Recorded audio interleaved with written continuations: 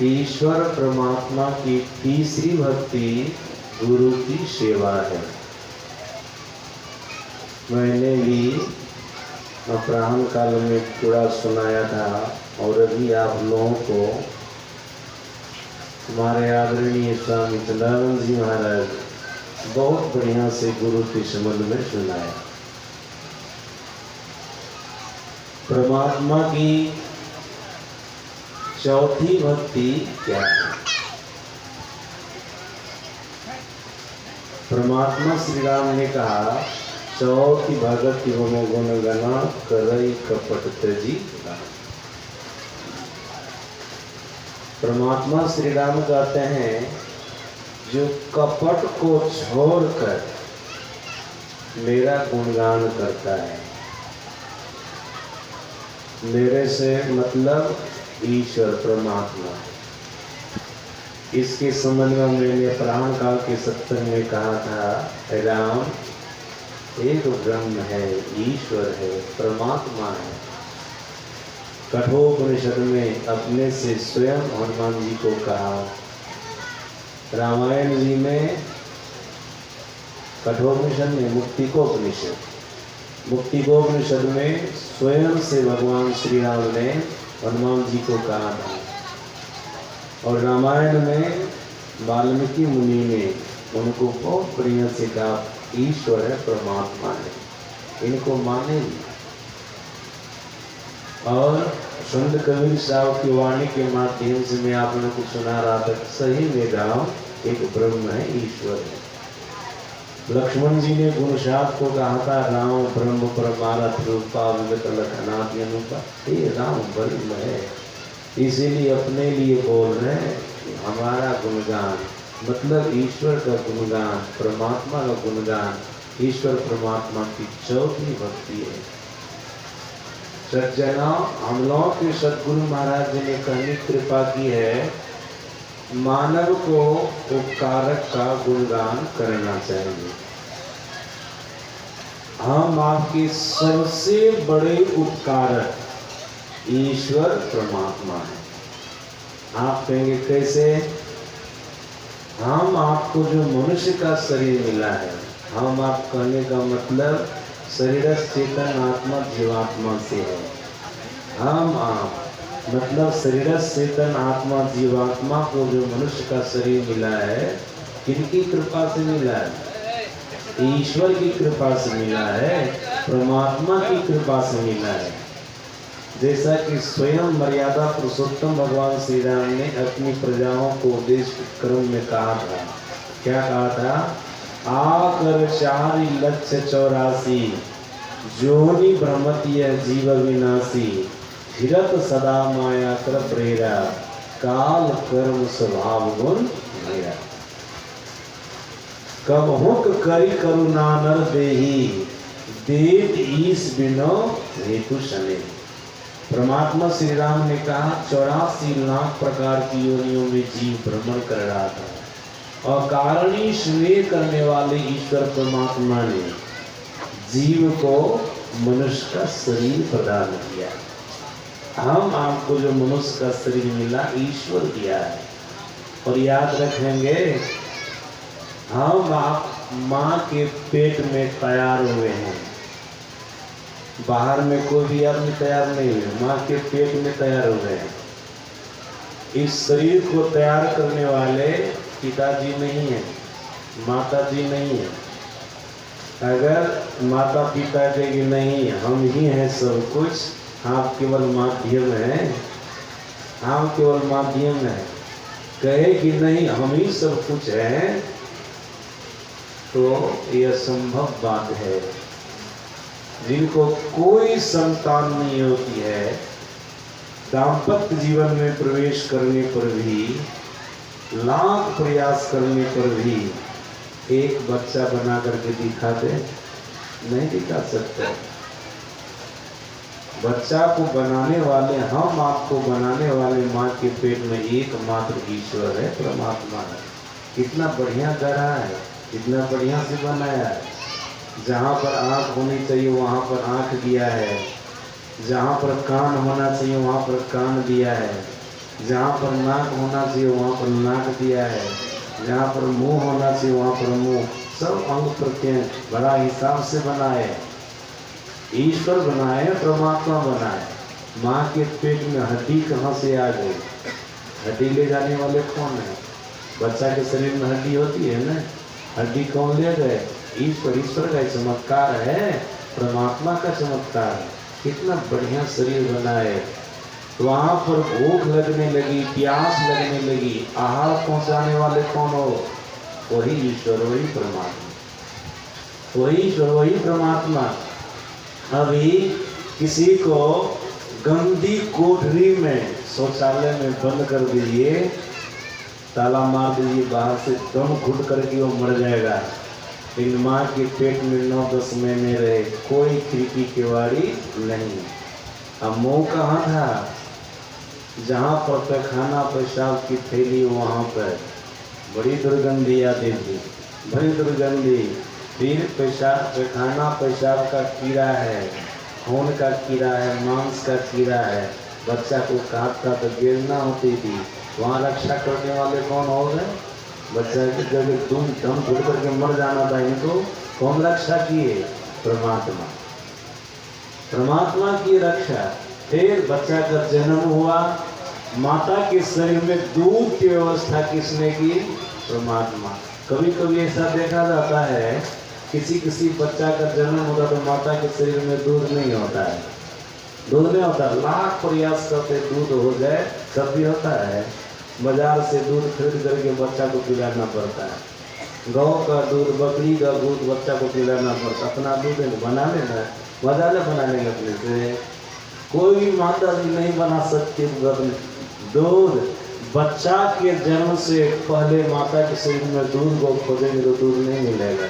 जैसे जन्म होता है बच्चा का, वैसे माता के शरीर में दूध हो जाता है। कौन दिया दूध? दूध बनाने वाला वही ईश्वर है, वही परमात्मा है। फिर धरती दिया, जल दिया, अग्नि दिया, हवा दिया, आकाश दिया, बहुत कुछ दिया परमात्मा। इसलिए शास्त्रकारों ने, महापुरुषों ने कहा, जीव का सबसे बड़ा उपकारक ईश्वर है, परमात्मा है, परमात्मा है। सदगुरु महाराज जी कहते हैं उपकारक का गुणगान करना चाहिए। गुरु महाराज जी ने कहा जो उपकारक का गुण नहीं गाता, उपकार करने वाले की प्रशंसा नहीं करता, गुणानुवाद नहीं करता है, वो मानव कृतज्ञ कहलाता है, कृतज्ञ कहलाता है। और जो गुणगान करता है वो कृतज्ञ कहलाता है। कृतज्ञ का भला होता है, लेकिन कृतज्ञ का कभी भला नहीं होता है। जो कृतज्ञ होता है, ऐसे के लिए मैंने महाभारत में पढ़ा, भीष्म पितामह से युधिष्ठिर ने पूछा था, कृतज्ञ मनुष्य की क्या दुर्गति होती है? जो उपकारक का गुणगान नहीं करता है, भला करने वाले की प्रशंसा नहीं करता है, उसकी क्या गति होती है, क्या दुर्गति होती है? भीष्म पितामह ने युधिष्ठिर को कहा था, उनको घोर नरक मिलता है पहली बार। और इतना बड़ा पापी होता है, इतना बड़ा वो पापी होता है कि उसके मांस को राक्षस तक नहीं खाता है, हिंसक जानवर तक नहीं खाता है। ऐसा पापी होता है जो कृतज्ञ होता है। सज्जनों, ये तो ईश्वर परमात्मा की बात हो गई। आपको संसार में कोई उपकार करते हैं, आपका कोई भला करते हैं, उसको भी आप याद रखिएगा। न ऐसा होता है लोगों को हर तरह से अपना व्यवस्थित हो जाता है, किसी से उपकार पा करके बाद उसको भूल जाता है, हमारे लिए क्या कुछ हो नहीं है। ऐसे व्यक्ति को कृतज्ञ कहते हैं, नीच कहते हैं, मरेगा तो घोर नरक में जाएगा। और ऐसे जीव, ऐसे मानव के मांस को राक्षस भी नहीं खाएगा, कुत्ता भी नहीं खाएगा। संसार में भी आपका कोई भला करेगा, कोई उपकार करेगा तो उसकी भी प्रशंसा कीजिए, उसका भी गुणानुवाद कीजिए। लेकिन सबसे भला करने वाला, सबसे बड़ा उपकार करने वाला हम आपके ईश्वर है, परमात्मा है, उनका गुणानुवाद करना चाहिए, उनका गुणानुवाद करना चाहिए, उनकी स्तुति करनी चाहिए, उनका गुणगान करना चाहिए। देखकर संत मत में ऐसी व्यवस्था है, तो संत मत में दीक्षित होता है ना, ऐसे व्यक्ति को सदगुरु महाराज जी कहते हैं, प्रातः काल सो करके उठो तो ध्यान तो कर ही लो, ध्यान के बाद स्तुति करो। तो स्तुति करो तो सबसे पहले किसके स्तुति करो? तो सबसे पहले तुम्हारा उपकार किया है ना, 84 लाख प्रकार की योनियों से चुरा करके मनुष्य का शरीर दिया है, माँ के पेट में बनाया, वहाँ पर रक्षा किया है, बाहर में भी बहुत कुछ तुमको खाने पीने के लिए दिया, बहुत चीजें दी है, पहले उन्हीं की स्तुति करो। वो कौन है? वो ईश्वर है। इसलिए संत मत में व्यवस्था है, पहले ईश स्तुति करो, मतलब ईश्वर की स्तुति करो, परमात्मा की स्तुति करो। सब क्षेत्र क्षरा परापर और अक्षर पार में, निर्गुण सगुण के पार में, सत सतुर के पार में। किनके लिए करते हैं? ईश्वर के लिए, परमात्मा के लिए, उनका गुणगान करते हैं, ईश स्तुति करते हैं, ईश्वर की स्तुति करते हैं। फिर हम लोगों के सदगुरु महाराज जी ने कहा ईश्वर की स्तुति के बाद संत की भी स्तुति करो, क्योंकि भूले भटके मानवों को सन्मार्ग पर लाने वाले, सतमार्ग पर लाने वाले संत होते हैं। जहाँ तहाँ गाँव में जा करके, इलाके में जा करके लोगों को सन्मार्ग दिखाते हैं, गलत मार्ग से निकाल करके अच्छे मार्ग में लगाते हैं। तो संत की भी स्तुति करो, ये बहुत बड़े उपकारक हैं। तुमको गलत मार्ग से निकाल करके अच्छे मार्ग पर लगाने का काम किया है, इसलिए संत की स्तुति और ईश्वर के बाद सब संतन की बड़ी बलिहारी कहते हैं ना। फिर सदगुरु महाराज जी कहते हैं उन्हीं संतों में से तुम्हारे कोई सदगुरु होते हैं जो परमात्मा तक जाने का राह दिखाते हैं, दीक्षा देते हैं। सज्जन वैसे संत में तो बहुत सारे बाबा लोग दीक्षा देते हैं, हम लोग भी दीक्षा देते हैं, लेकिन सदगुरु महाराज जी का आदेश है दीक्षा सब कोई दो, लेकिन सदगुरु सब कोई नहीं बनो, सदगुरु हम ही को बन करके रहने दो। संत मत में आप किसी भी बाबा से दीक्षा लीजिएगा ना, दीक्षा गुरु भले आपके भी हो जाएंगे, लेकिन आपके सदगुरु कौन होंगे? महर्षि नहीं, परमानंद जी महाराज। ऐसा गुरु महाराज जी ने क्यों कहा? ऐसा इसलिए कहा गुरु महाराज जी ने कि सदगुरु के ऊपर जीव के जन्म जन्मांतर के कुकर्म और पापों को भोगने का सामर्थ्य होता है जीव के। जो जीव उनकी शरण में आया है, उनकी शरणागति में आया है। अगर साधारण जीव दीक्षा दे करके सदगुरु बनेगा तो सामर्थ्य इनके अंदर में नहीं है, इनके अंदर वो शक्ति नहीं है। जब अपने शिष्य के जन्म जन्मांतर का कर्म का पौधा अपने ऊपर लेगा ना, उसका पाप में दम करके ही मर जाएगा। इसलिए तुम्हारे अंदर वो सामर्थ्य नहीं है, शक्ति नहीं है। बच्चा को 2 कुंटल का पौधा दे दीजिएगा तो सह सकेगा? हाँ, जो खलीफा उनको दीजिए कोई बात नहीं है, जो सामर्थ्यवान उसको दीजिए कोई बात नहीं है। उसी प्रकार से सद्गुरु हैं हम लोग भी महर्षि परमानंद वाले, अपने शिष्य को दीक्षा देने वाले को भी बचाने का प्रयास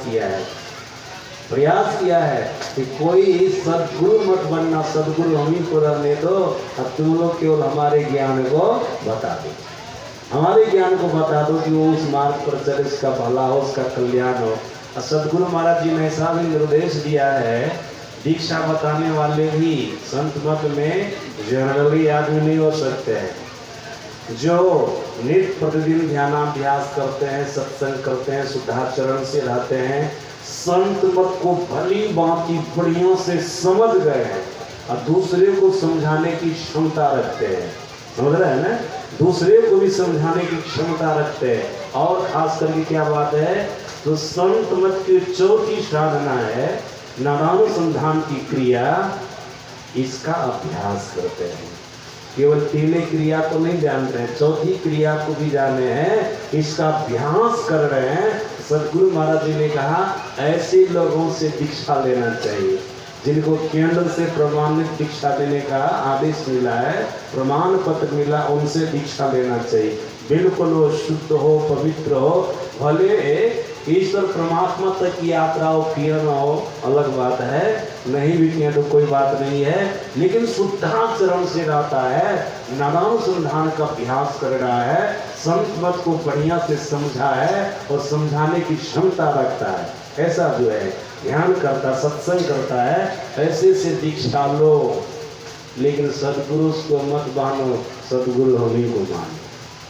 सदगुरु हमें को मानो, क्योंकि सामर्थ्य है, यहाँ पर शक्ति है। शिष्य के जन्म जन्मांतर के कुकर्मों को नष्ट करने का, शिष्य के जन्म जन्मांतर के पापों को नष्ट करने का सामर्थ्य यहाँ है। इसलिए संत मत की दीक्षा देने वाले बाबा कहते हैं, हम तो दीक्षा गुरु हुए, लेकिन गुरु महाराज जी आपके सदगुरु हैं, यही सर्वस्व आपके हैं, यही सर्वस्व है। सज्जनों, उन्हीं संतों में से जो संत आपको चेताए हैं आपके सदगुरु होते हैं। सदगुरु महाराज जी ने कहा, ये सदगुरु जीव को ईश्वर परमात्मा तक ले जाने का सामर्थ्य रखते हैं, जुक्ति बताते हैं। ऐसे गुरु का भी बहुत बड़ा उपकार है, इनकी भी स्तुति कर लो। इसलिए संत मत में इस स्तुति के बाद संत स्तुति, संत स्तुति के बाद सदगुरु की स्तुति है। मंगल मूर्ति सदगुरु मिलवे सर्वा, ये कहते हैं ना, ये सदगुरु स्तुति है। सज्जनों, तो संत मत में ये सिखाया जाता है कि उपकारक का गुणगान करना चाहिए। यहाँ पर परमात्मा श्री राम कहते हैं, अगर कोई मेरी स्तुति कर रहे हैं, मेरा गुणगान कर रहे हैं, तो मानो हमारी चौथी भक्ति कर रहे हैं। लेकिन सर्वसाधारण मानव ऐसा कर पाते हैं? ईश्वर परमात्मा गुणगान नहीं कर पाते, स्तुति प्रार्थना नहीं कर पाते, उसको कृतज्ञता का पाप लगेगा, मरेगा, उसके मांस को राक्षस भी नहीं खाएगा, वो घोर नरक में चला जाएगा। कभी कभी स्तुति प्रार्थना के क्रम में लोग सब घूमते फिरते रहते हैं, जिनको संत मत का नॉलेज नहीं है और ये समझदारी नहीं हुई है, ईश्वर परमात्मा का गुणानुवाद करना भी चाहिए, उनका गुणगान करना भी चाहिए। हमारे मन में होता है ये सब क्या है, मरेगा तो क्या बनेगा, कहाँ चला जाएगा। कहाँ देव दुर्लभ शरीर मिला है, जिस शरीर को देवता लोग चाहते हैं, ये शरीर मिला है, इस शरीर से छूटेगा तो सीधे नरक में चला जाएगा। और ऐसा पापी की इसके मांस को राक्षस भी नहीं खाएगा। देखो, स्तुति का कोई महत्व नहीं दे रहे हैं। सज्जनों, आम लोगों की बात तो छोड़िए, जो संत मत को नहीं समझा है, परमात्मा के गुणानुवाद की महिमा को नहीं समझा है, उनकी स्तुति की महिमा को नहीं समझा है, उनकी बात तो छोड़िए, वो नहीं करता है। लेकिन जो संत मत के सत्संगी भी है ना, वे भी सब प्रातः काल स्तुति प्रार्थना नहीं करते हैं। आप लोगों में से कोई होंगे पीले जो करते होंगे, जनरली सभी लोग नहीं करते होंगे। दीक्षा तो बहुत आदमी ले लिए होंगे, कहते भी कितने लोग बाबा ध्यान कर लेते, स्तुति भी करते हैं। स्तुति नहीं कीजिएगा तो अच्छा होगा। याद रखिएगा एक बात बढ़िया से, सदगुरु महाराज जी ने कहने की कृपा की है, पढ़िएगा महर्षि वचनामृत अष्टम खंड से द्वितीय खंड से अष्टम खंड तक एक ही पुस्तक है। स्वामी व्यासानंद जी महाराज ने इस पुस्तक का प्रकाशन किया है, पढ़िएगा। उसमें गुरु महाराज जी ने कहा है, जो केवल स्तुति प्रार्थना विरोध करता रहेगा ना, ईश्वर की स्तुति, संत की स्तुति, सदगुरु की स्तुति इतना विरोध करता रह गया ना, वो मरेगा तो उनको मनुष्य का शरीर मिलेगा, 84 में नहीं जा सकेगा। स्तुति प्रार्थना का ये महत्व है, लेकिन लोग स्तुति प्रार्थना करना नहीं चाहता। एक स्तुति करने से आप कृतज्ञता के पाप से मुक्त होइएगा, और दूसरी बात, आपका मनुष्य शरीर सुरक्षित हो जाएगा। आप मरिएगा तो मनुष्य का शरीर मिलेगा, मनुष्य शरीर से नीचे नहीं, 84 में आप ले जाइएगा। स्तुति की विशेषता, और क्या विशेषता है? सज्जनों, जब ईश्वर परमात्मा की आप स्तुति करेंगे ना, तो उनकी महिमा, उसकी बड़ाई आपको जानने में आवेगी। परमात्मा कैसे हैं, ईश्वर कैसे हैं, उनको बढ़िया से हकीकत रूप में आप जानिएगा। उनके प्रति आपको आस्था होगी, विश्वास होगा। जब ईश्वर के प्रति आस्था हो जाएगी, विश्वास हो जाएगा, तब आप प्रेम के साथ उनकी भक्ति करेंगे। प्रेम बिना जो भक्ति है, सो निर्बिंब विचार, उदर भरण के कारण एक जन्म गमायो जाने बिनु नहीं होई प्रतीति, बिनु प्रतीति होई नहीं प्रीति। अब प्रीति बिना जो भक्ति दृढ़ाई, सुनो खगीस जल गए चिकनाई। उनके प्रति, ईश्वर परमात्मा के प्रति हमको आस्था हो जाए, विश्वास हो जाए, प्रेम हो जाए, इसके लिए आप स्तुति कीजिए, इसके लिए आप स्तुति कीजिए। आप भक्ति आगे दृढ़ता पूर्वक कर सकेंगे और भक्ति में आप सफल हो जाएंगे। ये नवधा भक्ति की चौथी भक्ति है, ईश्वर का गुणानुगान। इसका क्या परिणाम है, मैं आपको बता दिया। नहीं करने से आपकी क्या हालत होगी सो भी बता दिया, थोड़े थोड़े में बता दिए। अब परमात्मा की 5वीं भक्ति क्या है? परमात्मा श्री राम कह रहे हैं मंत्र जाप मम दृढ़ विश्वासा पंचम भजन सो वेद प्रकाशा। परमात्मा श्री राम कहते हैं 5वीं मेरी भक्ति है मंत्र का जाप।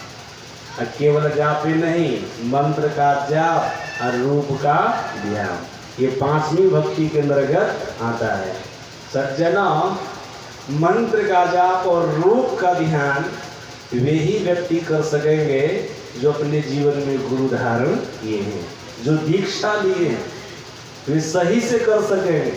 कर तो लेंगे बिना दीक्षा वाले भी, जैसे किसी भगवान का नाम जप रहा है, किसी भगवान के रूप का ध्यान कर रहा है, ये भी कर सकते हैं, लेकिन इसमें उस साधक की प्रगति नहीं होगी। पुण्य तो होगा, भगवान के नाम का जाप करेगा तो पुण्य तो होगा, भगवान के रूप का ध्यान करेगा पुण्य तो होगा, लेकिन साधना में प्रगति नहीं होगी। इसको इस तरह से आप लोग समझिएगा, किसी के पास में बंदूक है, गोली है, कोई आदमी किसी को मारना चाहे, उसके पास में बंदूक गोली दोनों है, गोली ऐसे किसी के शरीर पर फेंक दे तो मरेगा, चोट लगेगी, मरेगा नहीं। और जब बंदूक में दे के मारेगा तो राम नाम सब हो जाएगा कि नहीं? उसी प्रकार से गुरु से मुख से, गुरु के मुख से भगवान नाम का मंत्र लेंगे ना, या रूप का ध्यान करेंगे, समझिएगा आपको लक्ष्य की प्राप्ति होगी। और अपने मन से कीजिएगा तो कोई लक्ष्य की प्राप्ति नहीं होगी, पुण्य की प्राप्ति होगी, लेकिन लक्ष्य की प्राप्ति नहीं होगी, साधना में आपकी उन्नति नहीं होगी। इसलिए गुरु से जान करके परमात्मा के किसी एक नाम का जाप कीजिए, फिर नाम से संबंधित रूप का ध्यान कीजिए। आप कहेंगे मंत्र का जाप करने से और रूप का ध्यान करने से क्या फल मिलेगा? क्या फल मिलेगा? गुरु महाराज जी ने अपनी वाणी में कहने की कृपा की है, सतगुरु सतगुरु नित ही पुकारत, सीजत पाप समूह रहे, सतगुरु रूप हिय में धारत, काम क्रोध मद लोभ दे। बिल्कुल साफ साफ है ना। गुरु महाराज जी कहते हैं, जो गुरु के बताए अनुसार मंत्र का जाप करता है, जो भी गुरु बता दिए मंत्र को जपने के लिए, हम लोगों के संत मत में मंत्र क्या है? गुरु मंत्र है, गुरु मंत्र बताया जाता है। कहीं पर राम मंत्र बताते हैं, कहीं पर कृष्ण मंत्र बताते हैं, कहीं पर शिव मंत्र बताते हैं, जिसको जो गुरु सिद्ध किए अपने शिष्य को मंत्र के रूप में बताते हैं। हम लोग क्या गुरु मंत्र देते हैं यहाँ पर, फिर गुरु रूप का ध्यान करने के लिए कहते हैं कि गुरु मंत्र का जाप कीजिए, गुरु रूप का ध्यान कीजिए। याद रखिएगा, अगर आप गुरु मंत्र का जाप करेंगे, गुरु जो आपको मंत्र बता दिया उसका जाप करेंगे, तो सबसे पहले आपका पाप खत्म होगा। गुरु महाराज जी की वाणी है ना, गुरु महाराज जी सतगुरु नित पुकारत, सीजत पाप समूरे। जो गुरु आपको मंत्र जपने के लिए बता दिया है, उसका जाप करेंगे तो आपका पाप खत्म होगा। अब पाप खत्म होगा ना, तो आपके जीवन में दुख नहीं रहेगा। दुख क्यों है? पाप है इसलिए दुख है। जाप करने से पाप खत्म होगा, और जैसे पाप खत्म होगा तो वैसे आपका दुख भी खत्म हो जाएगा। आपके जीवन में दुख नहीं रहेगा। किसी भी प्रकार का दुख आ रहा है तो कोई न कोई पाप हमारे जीवन में है। हम मंत्र का जाप करेंगे, गुरु महाराज जी बोल रहे हैं, मंत्र का जाप करेंगे तो आपका पाप खत्म हो जाएगा। जब पाप खत्म होगा तो दुख आएगा? तो दुख नहीं, पाप के कारण दुख आता है। जाप करेंगे पाप खत्म, दुख खत्म। अब आगे गुरु रूप का ध्यान करेंगे तो क्या होगा? गुरु के रूप का ध्यान करेंगे तो क्या होगा? गुरु ने आपको जिस रूप का ध्यान करने के लिए बताया है दीक्षा के समय में, उस रूप का ध्यान करेंगे तो आपको क्या फल मिलेगा? सतगुरु महाराज कितना बढ़िया बोले हैं, सतगुरु रूप यह में धारत, काम क्रोध मद लोभ दहे। जैसे गुरु महाराज के रूप आप अपने हृदय में बैठा लीजिएगा ना, ध्यान करते करते अपने हृदय में बैठा लीजिएगा, यही हमारे गुरुदेव है। आपका मानव ध्यान पूरा हो जाएगा, मानव जाप के बाद मानव ध्यान, समझ लीजिएगा बढ़िया से। जैसे गुरु महाराज जी को अपने हृदय में बैठाए तो आपके अंदर में एक भी विकार नहीं रहेगा। आपके अंदर में एक भी विकार नहीं रहेगा। विकार किसको कहते हैं? काम, क्रोध, लोभ, मोह, मद, मात्सर्य, ईर्ष्या, द्वेष, छल, कपट, ये सब विकार है ना। एक भी विकार आपके अंदर में नहीं रहेगा। सदगुरु महाराज जी कहते हैं, आप कहेंगे क्यों नहीं रहेगा? इसलिए नहीं रहेगा, जिस रूप को, गुरु रूप को आपने हृदय में बैठाया है ना, उस रूप के अंदर में किसी भी प्रकार का विकार नहीं है। निर्विकारी रूप का ध्यान करके आपने हृदय में निर्विकारी रूप को बैठाया है, इसलिए आपके हृदय से सारा विकार चला जाएगा, एक भी विकार नहीं रहेगा। आप कहेंगे अगर नहीं गया विकार तो क्या हो जाएगा? पाप तो खत्म हो गया जाप करने से। तो सज्जन याद रखिएगा, जाप करने से पाप खत्म हो गया, लेकिन विकार रहने पर पाप होता है। विकार रहने पर क्या होता है? पाप होगा। काम होगा, क्रोध होगा, लोभ होगा, मोह होगा, मद होगा, मात्सर्य होगा, ईर्ष्या करेंगे, छल कपट, ये सब होगा, फिर तो पाप होगा कि नहीं? विकार से पाप होता है। और सुनिए, ये जो भीतर का विकार है ना, विभीषण ने रावण को कहा था, ये नरक में जाने का रास्ता है, शरत है नरक में जाने। काम, क्रोध, मद, लोभ सब नाथ नरक कर अंत, ये नरक में जाने का रास्ता है। अगर ये विकार रह गया, फिर आप नरक में चले जाएंगे, फिर दोबारा पाप करेंगे।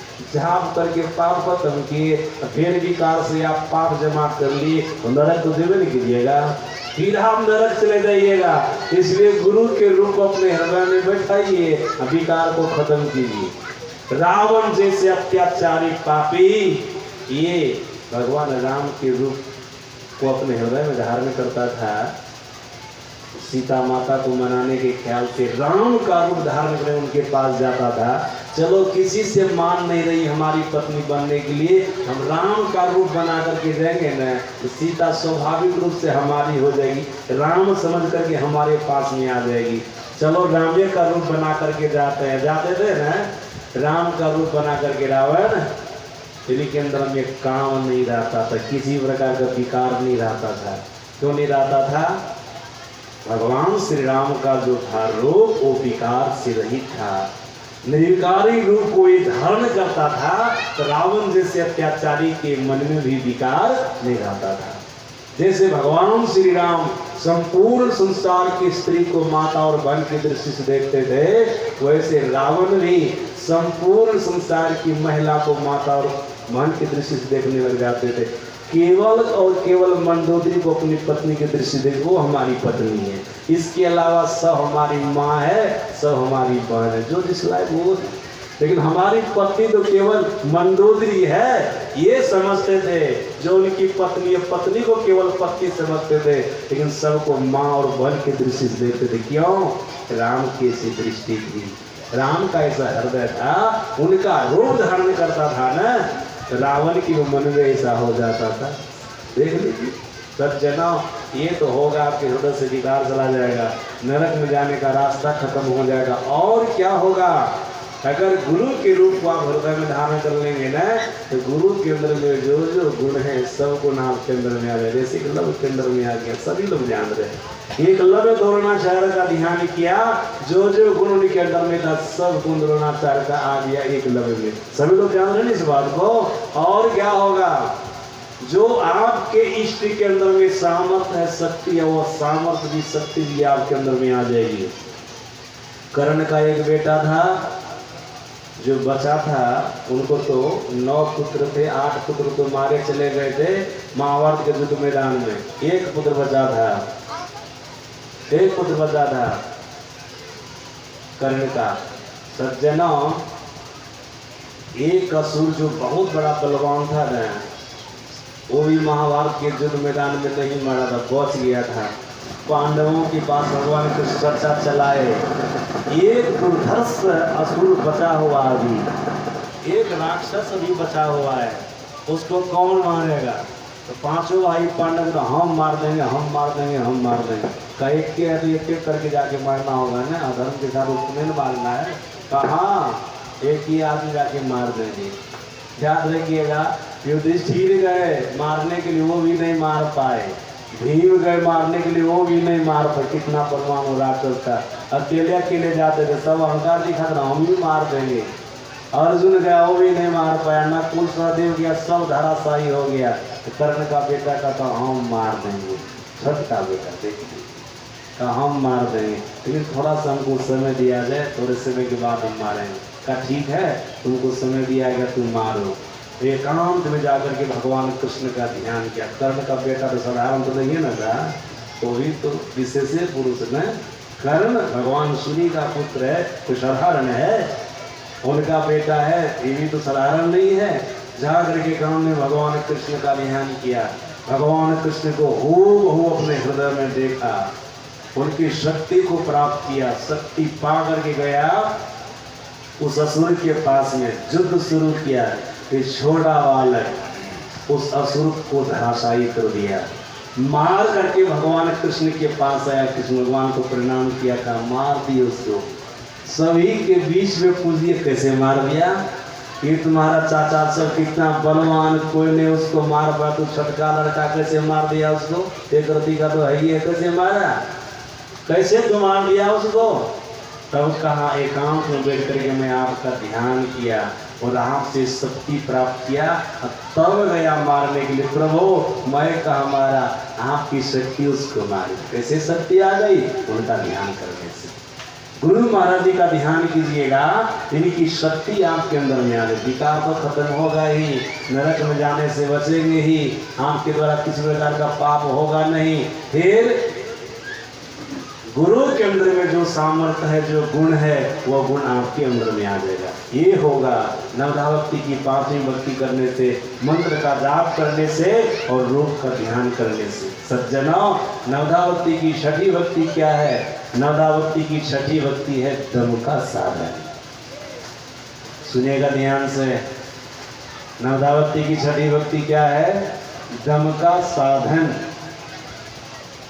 दम का साधन का मतलब क्या होता है? इंद्रियों को बस में करने वाला साधन, जो संत मत की तीसरी साधना है। मानस जप, मानस ध्यान के बाद दृष्टि योग का साधन, यही है दम का साधन।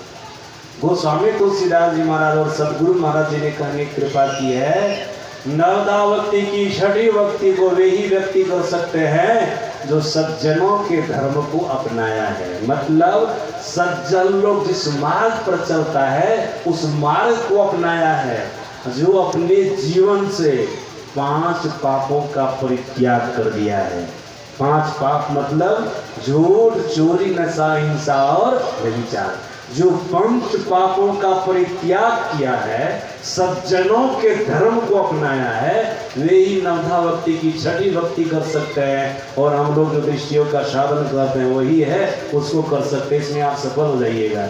5 पापों में से एक भी पाप होगा और आप दुर्जनों के संग में रहेंगे, इस भक्ति में आप सफल नहीं हो सकते।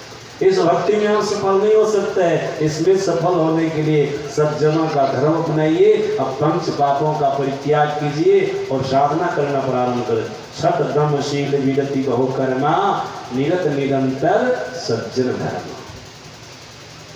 दृष्टि योग का साधन, इसमें जब आप सफल हो जाएंगे तब क्या होगा आपको ध्यान से सुनिएगा। दृष्टि योग के साधन में अगर आप सफल हो गए, जो दीक्षा लिए होंगे उनको पता होगा दृष्टि योग का साधन कैसे किया जाता है। गुरु महाराज जी ने थोड़ा सांकेतिक रूप में कहा अपनी वाणी के माध्यम से, 2 नयन बीचों बीच सन्मुख एक टक देखत रहो, आप वह बिंदु जल के पट गिरा मुरकत रहो। अदा और गुरु दाएं बाएं पिछु पाँच को त्याग, षष्ठ बीचों बीच विश्राम। गुरु माँ की वाणी में सज्जना गुरु महाराज जी कहते हैं, जो दृष्टि योग का साधन करने वाले हैं ना, जो भी साधक, उनको किस तरह से करना चाहिए? क्या उनको ऊपर नीचा देखना छोड़ देना चाहिए, दायां बायां देखना छोड़ देना चाहिए, पीछे भी देखना छोड़ देना चाहिए। गुरुदेव ने सामने में जहाँ पर कहा देखने के लिए वहाँ पर देखना चाहिए। दोनों आंखों के ठीक बीचों बीच अंधकार में जिस स्थान पर कहा है देखने के लिए, उस स्थान में देखना चाहिए। समझ रहे ना बात को?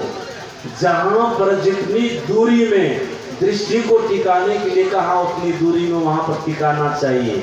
यह दृष्टियों का साधन, ये दम का साधन है। सांकेतिक में आप लोगों को बता रहा हूँ, दीक्षा के रूप में तो बढ़िया रूप से इनको बताया जाता है कैसे दृष्टियों का साधन किया जाता है, दीक्षा के समय बताया जाता है। सज्जनों, जब आप दृष्टियों का साधन करेंगे, सज्जनों के धर्म को अपना करके, पंच पापों का परित्याग करके, तो होगा परिणाम क्या? अभी चेतन की धार 14 इंद्रियों में बिखरी हुई है। आंख बंद करने पर भी हम आपको भीतर में अंधकार मालूम पड़ता है। जब उसी अंधकार में जहाँ पर गुरुदेव ने आपको देखने के लिए कहा, जिस तरह से देखने के लिए कहा, देखेंगे तो इंद्रियों के घाटों से चेतन की धार सिमट करके आज्ञा चक्र में आ जाएगी, दशम द्वार में आ जाएगी। समझ रहे हैं ना? आज्ञा चक्र में आ जाएगी। आज्ञा चक्र कहाँ पर है? पिंड ब्रह्मांड के मिलन स्थान पर। आंख से नीचे पिंड, आंख से ऊपर ब्रह्मांड। ये पिंड ब्रह्मांड के मिलन स्थान पर ठीक दोनों आंखों के बीच में आज्ञा चक्र है, छठा चक्र है। सज्जनों, साधक, साधना करने वाले जो साधक होते हैं ना, वे उसका दर्शन कर पाते हैं। ऐसे आप खुद दिएगा तो यहाँ कुछ मिलने वाला नहीं है। हड्डी मिलेगा, खून मिलेगा, मांस मिलेगा। साधन करेंगे ना तो उसका दर्शन आपको होगा, अभी नहीं होगा। अभी तो केवल संकेत, सांकेतिक रूप में उसको बताया जाता है। सज्जनों, इंद्रियों के घाटों से चेतन की धार मतलब शक्ति सिमट करके आज्ञा चक्र में आ जाएगी। तब क्या होगा? आपके जीवन में क्या घटना घटेगी? सदगुरु महाराज जी ने अपने प्रवचन में कहने की कृपा की है, इंद्रियों के घाटों में चेतन की धार जब तक बिखरी रहेगी, साधक अपने भीतर में अंधकार देखता रहेगा। जैसे संत मत की तीसरी साधना, नवदा भक्ति की छठी भक्ति दम का साधन करेगा, इंद्रियों के घाटों से चेतन की धार सिमट करके आज्ञा चक्र में आ जाएगी, तो साधक अपने भीतर में प्रकाश देखेगा। समझ रहे ना बात को? भीतर में क्या देखेगा वो साधक? प्रकाश। ये देखिए दम का साधन, दम का साधन करने से क्या फल मिलता है? याद रखिएगा, दम का साधन करने से पूर्ण रूपेण 13 इंद्रियां बस में हो जाती है, लेकिन एक इंद्रिय मन है वो पूरा पूरा बस में नहीं होता है। इनके लिए सम का साधन करना पड़ता है, जो नवदा भक्ति की 7वीं भक्ति है और संत मत की 4थी साधना है। संत मत की 4थी साधना है, वो करना पड़ता है। सज्जनों, आप कहेंगे भीतर में प्रकाश हो जाएगा तब साधक, तो क्या कौन सा फल प्राप्त होगा? इसको भी थोड़ा सुन लीजिए। फल क्या प्राप्त होगा? जैसे आप भीतर में प्रकाश देखिएगा ना, वैसे तारा का दर्शन होगा, भीतर में चंद्रमा का दर्शन होगा, भीतर में सूर्य का दर्शन होगा, कोट भान छवि तेल जल ये सब होगा।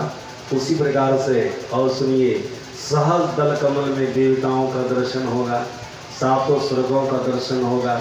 7 प्रकार के स्वर्ग होते हैं, सभी स्वर्ग का वहां पर दर्शन होगा।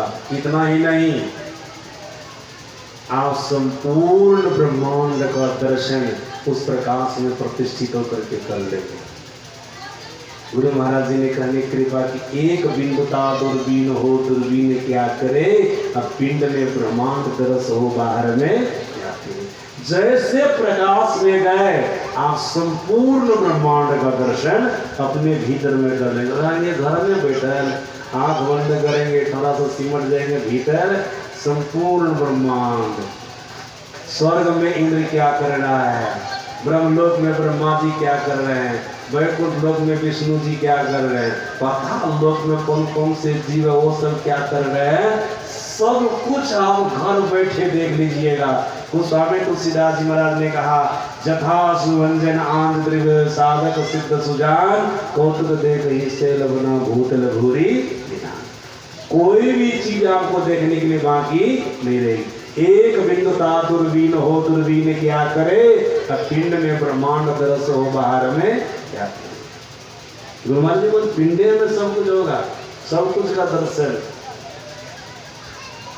पिंडो मनोलयं कृत्वा दूरदर्शन मात्र, दूरदर्शन की प्राप्ति हो जाएगी। कोई भी बात आपके लिए छिपी हुई नहीं रहेगी। सज्जन, और एक बात बता देता हूँ, भीतर का प्रकाश सदगुरु महाराज जी ने कहने कृपा की है, परम पद पाने का प्रमाण पत्र है, सर्टिफिकेट है।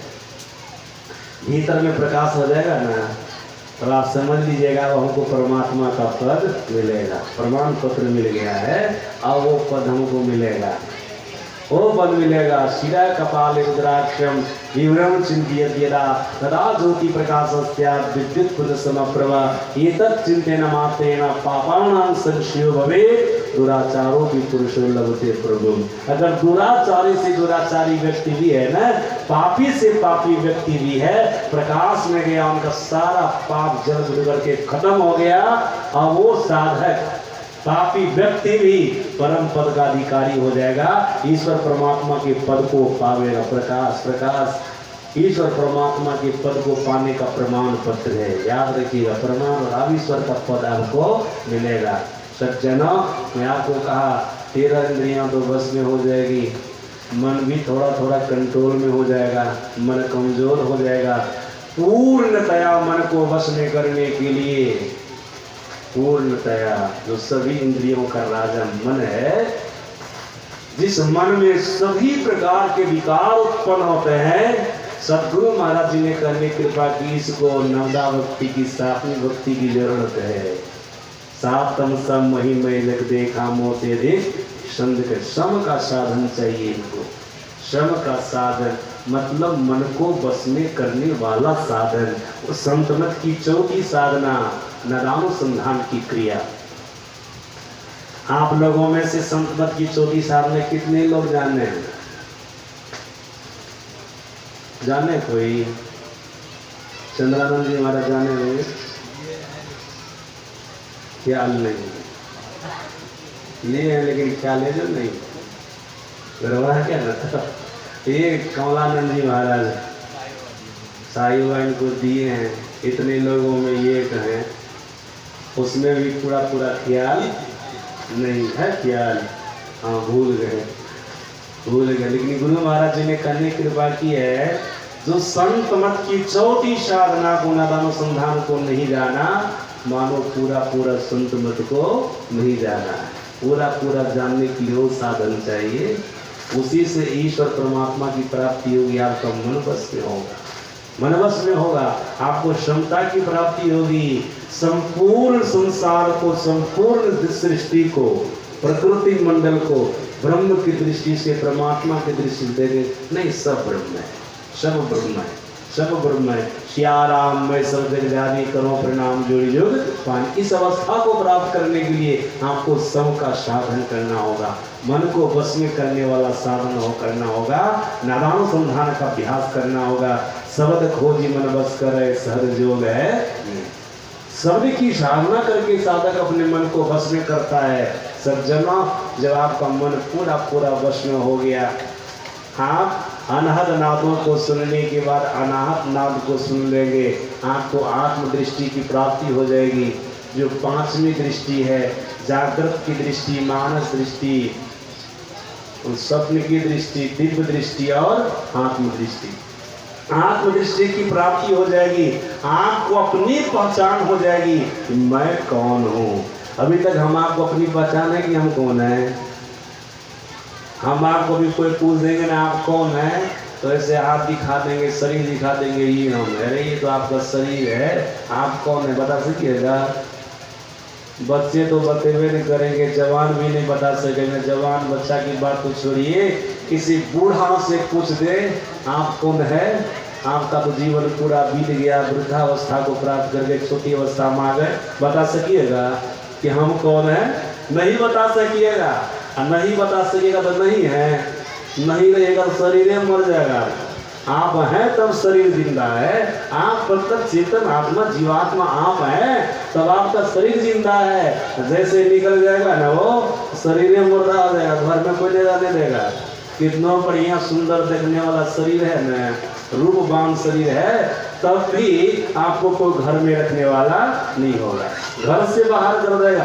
आप हैं मतलब चेतन है, जीव है, काम का शरीर जिंदा है, वो है सज्जना। उसकी प्राप्ति कहाँ पर होगी? यही आत्मदृष्टि की प्राप्ति हुई, आपको अपनी पहचान हो जाएगी। केवल आपको अपनी ही पहचान नहीं होगी, उसी अवस्था में रह करके आपको परमात्मा की भी पहचान होगी। ईश्वर की, जिनको आत्मदृष्टि की प्राप्ति होती है, उनको अपनी पहचान ही वो अपने द्वारा ईश्वर परमात्मा की पहचान करते हैं, ईश्वर परमात्मा को जान लेते हैं। और सज्जनों, जो ईश्वर परमात्मा को जान लिया उसके जीवन में क्या घटना घटेगी? जानत तुम्हारी तुम्हारी होई जाए। वो ईश्वर को जान करके ईश्वर हो जाता है, वो परमात्मा को जान करके परमात्मा हो जाता है, वो परमात्मा से भिन्न नहीं। परमात्मा का साक्षात्कार किया, परमात्मा हो गया। अब इसके लिए क्या घटना घटेगी? वो दोबारा शरीर भाव को प्राप्त नहीं करेगा। नचिकेता को जमराज ने कहा था, इचेत सकत बौद्धुम प्राक शरीरस्य विसृशः तथा सर्गेषु लोकेषु शरीरत्वाय कल्पते। सज्जना, यमराज नचिकेता को कहा था, हे नचिकेता, जो ईश्वर परमात्मा को हकीकत रूप में जान लेता है, यही परमात्मा यही ईश्वर है, तो दोबारा शरीर भाव को प्राप्त नहीं होता है। मतलब जन्म नहीं होता है, और जन्म नहीं होगा तो मरण भी नहीं होगा। जो जन्मता वही ना मरता है। सज्जना, नवधा भक्ति की 7वीं भक्ति तक पे भक्ति की पूर्णता हो जाती है। नवदा भक्ति की 8वीं और 9वीं भक्ति क्या है? भक्ति का फल है। इसमें करना धरना उसने स्वाभाविक गुण आ जाता उनके अंदर में। क्या?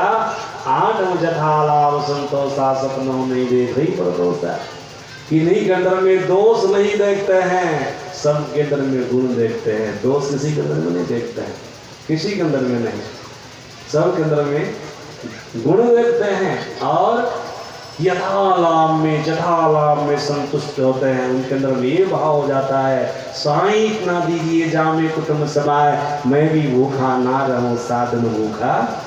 अब उनके अंदर में है नहीं रहता है, संतोष वृत्ति आ जाती है। संतोषम परम सुखम, और उनको संतोष वृत्ति आ गई है, वो परम सुख को प्राप्त कर लिया है।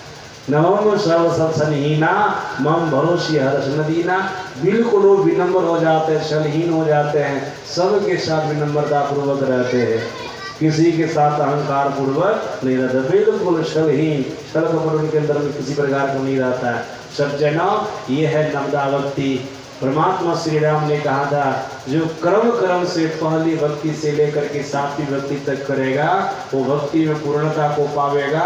और भक्ति का जो फल है 8वीं और 9वीं भक्ति, वह उसको प्राप्त हो जाएगा। सज्जना, पहली भक्ति संतों का संग, दूसरी भक्ति कथा प्रसंग, तीसरी भक्ति गुरु की सेवा, चौथी भक्ति परमात्मा का गुणगान, संत का गुणगान, सदगुरु का गुणगान, और 5वीं भक्ति मंत्र का जाप, रूप का ध्यान, 6ठी भक्ति दम का साधन, मतलब इंद्रियों को वश में करने वाला साधन, और 7वीं भक्ति शम का साधन, मन को वश में करने वाला साधन।